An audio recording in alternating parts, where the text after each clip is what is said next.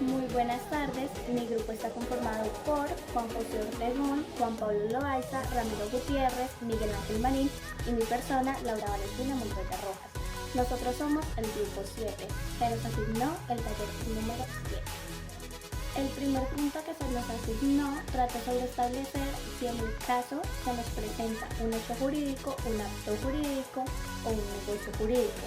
El caso que nos tocó a nosotros fue: Juan Esteban reconoce a su hijo extramatrimonial.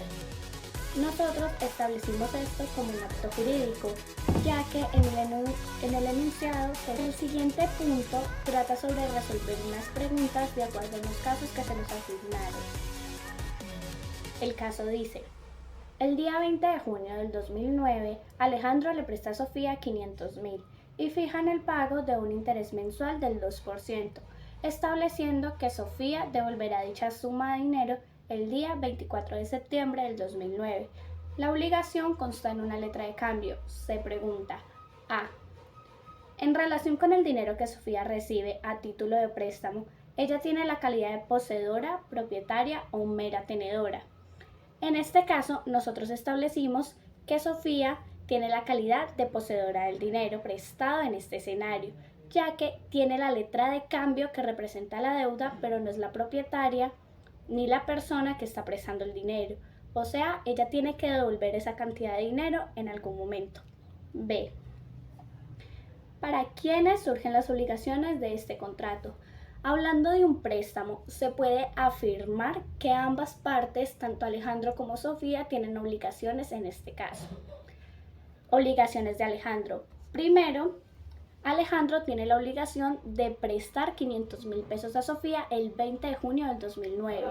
Segunda obligación, debe recibir el pago el 24 de septiembre del 2009, tal como se indicó en el contrato.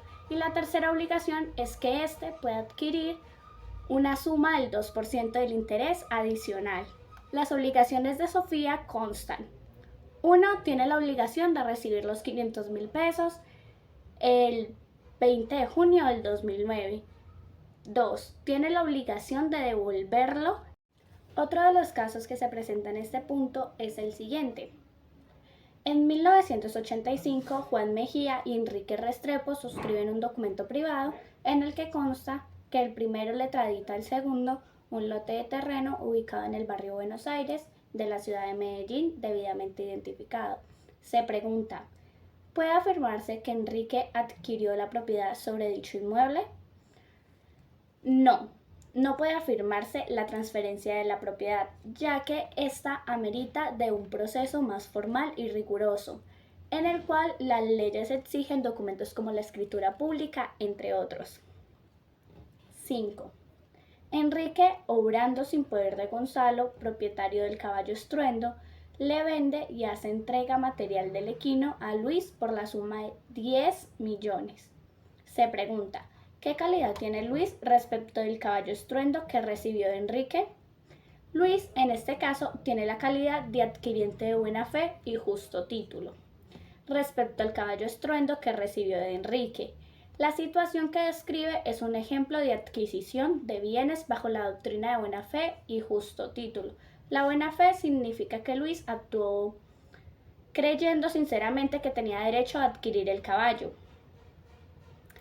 Luis no sabía que Enrique no tenía el poder para vender el caballo a nombre de Gonzalo y como propietario legal.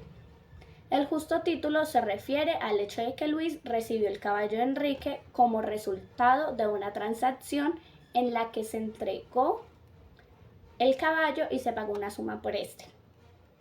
Bajo esta doctrina, en muchos sistemas legales, Luis podría tener derechos de propiedad legales. Sin embargo, en esta sencillamente podemos clasificarlo como un acto de buena fe y justo título. Hola, muy buenos días. Mi nombre es Juan Pablo Loaiza. Voy a explicar el punto 3, el punto 4 y el punto 5 del taller de obligaciones del grupo número 7. En el punto 3 vamos a hablar de las obligaciones principales y accesorias. Como pregunta tenemos un caso donde José María hipoteca su casa a Héctor. La pregunta es: ¿podría decirse que la hipoteca es una obligación accesoria o principal? Como respuesta, tenemos que en una transacción hipotecaria la hipoteca es una obligación accesoria, mientras que la deuda o la obligación que ésta está intentando garantizar sería la obligación principal.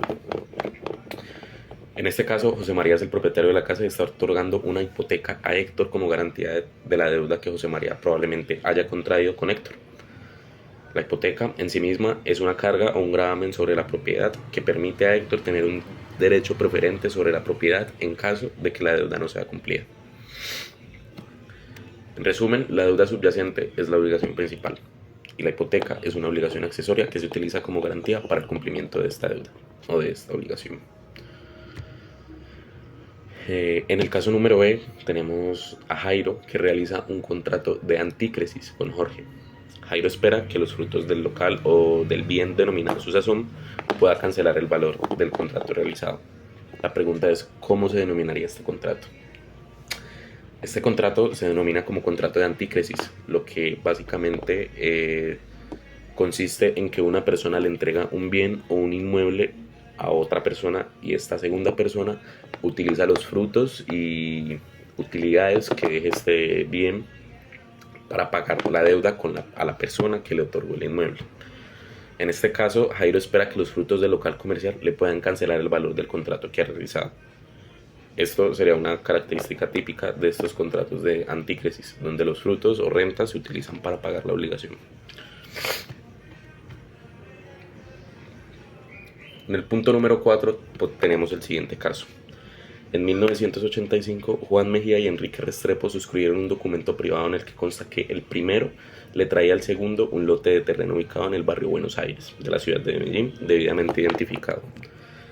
Se pregunta, ¿puede afirmarse que Enrique adquirió la propiedad sobre dicho inmueble? La respuesta es que no se puede afirmar debido a que este documento privado de traspaso no es válido para que una transferencia de propiedad sea válida y legalmente efectiva. Generalmente se requiere un proceso muchísimo más formal y documentado que varía y regula según las leyes de esa localidad.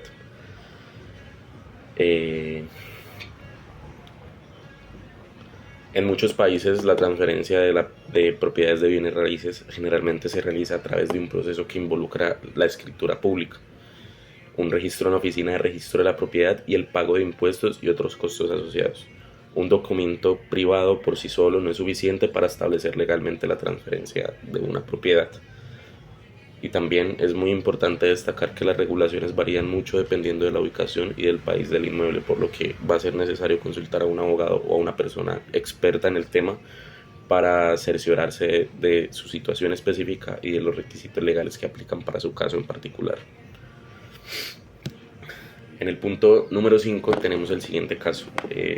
Enrique, obrando sin poder de Gonzalo, propietario del caballo Estruendo, le vende y hace entrega del material equino a Luis por la suma de 10 millones de pesos. La pregunta es, ¿qué calidad tiene Luis al respecto del caballo Estruendo que recibió de Enrique? Luis en este caso tiene la calidad de adquiriente de buena fe y justo título respecto al caballo Estruendo que recibió de Enrique. La buena fe significa que Luis actuó creyendo sinceramente que tenía el derecho de poseer o adquirir al caballo de Enrique. Lo que Luis no sabía era que Enrique no tenía el poder para vender el caballo en nombre de Gonzalo, quien es el verdadero propietario legal del caballo. El justo título se refiere al hecho de que Luis recibió el caballo de Enrique como resultado de una transacción en la que se le entregó el caballo y se pagó una suma de dinero acordada. Bajo esta doctrina, en muchos sistemas legales, Luis podría tener derechos de propiedad legales sobre el caballo y podría no estar sujeto a acciones legales por parte de Gonzalo o Enrique. Sin embargo, igual que en el caso anterior, las leyes específicas varían según la jurisdicción, por lo que es importante consultar con un abogado local o un experto en el tema para obtener un asesoramiento adecuado en estos casos en particular. Bueno, cordial saludo, soy Juan José Ortegón Orrego. El día de hoy voy a dar una breve explicación de las preguntas 6, 7 y 8 del taller asignado en la materia de obligaciones. Bueno, la pregunta número 6 nos deja un caso, el cual es que Jonas debe entregar un cuadro y entregarlo el 16 de marzo de 2022. Pero la persona que lo contrató, Laura, le pide que le envíe un adelanto que se tendrá como parte uno del trato. Y pues la pregunta es que si esto será posible y si se trata de una obligación divisible o indivisible. Bueno, la posibilidad en este caso de que Jonas entregue un adelanto del cuadro a Laura el 16 de marzo, pues como parte primera del trato, depende de los términos específicos del contrato pues entre Jonas y Laura. Si en el contrato se establece claramente que Jonas debe entregar un adelanto antes de la fecha de entrega final del cuadro, entonces pues Jonas está obligado a hacerlo para cumplir con el contrato. En este caso se trata de una obligación divisible, pues ya que el contrato se divide en dos partes, la entrega del adelanto y la entrega final del cuadro. Pero por otro lado, si el contrato no establece de una manera específica la entrega de un adelanto antes de la fecha de entrega final y pues solo menciona la entrega del cuadro pues el 16 de marzo, entonces pues Jonas podría no estar obligado a enviar un adelanto. En este caso pues la obligación sería indivisible y Jonas solamente estaría obligado a entregar el cuadro pues en la fecha acordada. Sin embargo, una de las preguntas que entra ahí es que si esto sería posible, es que no, ya que pues un cuadro no es un objeto indivisible. Siguiendo con la séptima, sobre pues qué significa y cómo se define accipiens. Y pues bueno, accipiens pues es una palabra que en el latín significa el que recibe o el receptor. En el contexto de las obligaciones pues accipiens se refiere a la persona o entidad que recibe algo en virtud de una obligación. Por ejemplo, si alguien tiene la obligación de pagar una suma de dinero a otra persona, pues el que recibe el dinero en este caso sería pues el accipiens. La otra pregunta que se tiene es ¿qué significa y cómo se define solvens? Solvens es otra palabra en latín que pues significa el que paga o el deudor. En el contexto pues de las obligaciones, solvens se refiere a la persona o una entidad que está obligada a realizar un pago o cumplir con una obligación. En el ejemplo anterior, el que tiene pues la obligación de pagar la suma de dinero es el solvens. Y pues estos términos realmente se utilizan en el estudio y pues la práctica del derecho civil para describir a las partes involucradas en una relación dentro de una obligación, donde el solvens es el deudor u obligado y el accipiens es el acreedor o el receptor de la prestación. Y pues nada, en el artículo 1527 pues del Código Civil, se refiere a las fuentes de obligaciones. Las fuentes de las obligaciones no son nada más ni menos que pues los hechos o los actos jurídicos de los cuales nacen las obligaciones. Estas fuentes pueden ser diversas y en el artículo 1527 establece que las fuentes de las obligaciones son la ley, el contrato, los actos lícitos, el enriquecimiento sin causa y pues otras fuentes permitidas por la ley. Bueno, mi nombre es Ramiro Esteban Gutiérrez, perteneciente al grupo séptimo para este taller de obligaciones. A nosotros nos tocó el tema número 7. Mi caso fue en el cual se observa que se encuentra en el caso vicio por nulidad relativa el contrato de compraventa contenido en la escritura pública 977 del 14 de marzo del 2015 de la Notaría Cuarta del Circuito de Manizales, celebrado entre Luz Amparo Osorio Valencia como compradora y la señora Inés Cecilia Estrada de Ramírez como vendedora, puesto que el real adquirente lo es el demandante, lo fue Edmundo Vieira, debido a que el consentimiento de este se encuentre viciado por 2 puntos. bien sea el dolo, en el cual se acusa a Inés Cecilia Estrada Ramírez de actuar con dolo, lo que significa que se le acusa de haber actuado de manera engañosa y fraudulenta. En el error de la demanda, en el error del demandante, se afirma que el demandante se mantuvo en error debido a la asesoría incorrecta proporcionada por la abogada. Circunstancia irregular, se hace referencia a la situación inusual o problemática en la que el comprador real no fue el mismo que apareció en el contrato.